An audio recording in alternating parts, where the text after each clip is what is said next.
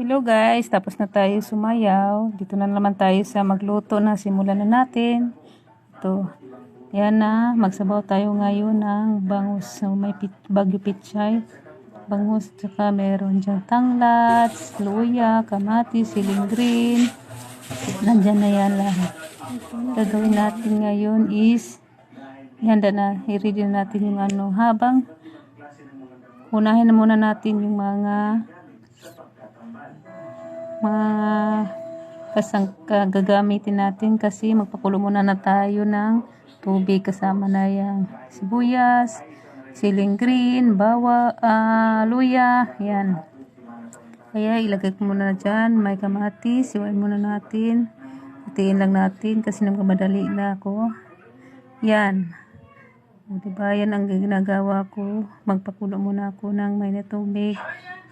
Kaya yan ay luya.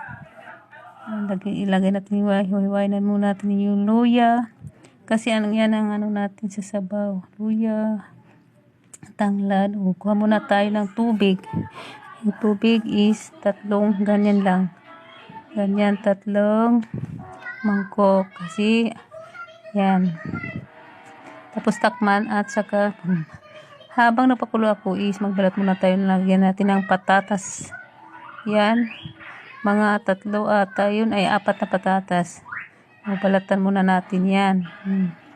Habang napakulo, hindi ko muna yung hugasan yung isda. Saglit lang yan. Yan. Inis.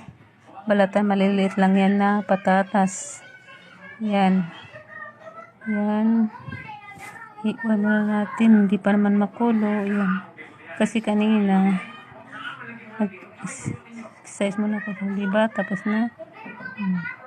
Meron pang kunting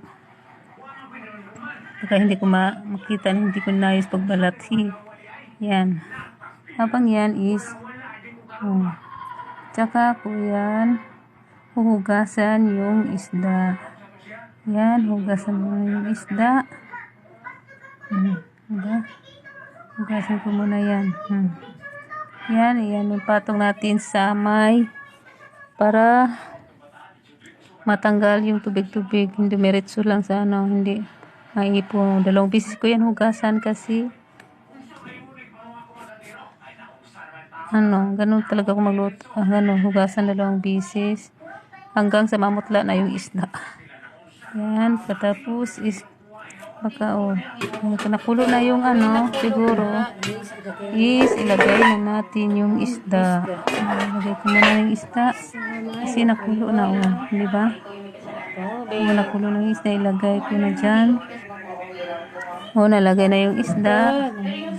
Tapos 2 piraso yan, hiwa ng 6 na hiwa. Pagkatapos, yan ay nakulo na, nilagay. At ilagay ko na yung bagyo repolyo. Bagyo pichay yata yan. Diba?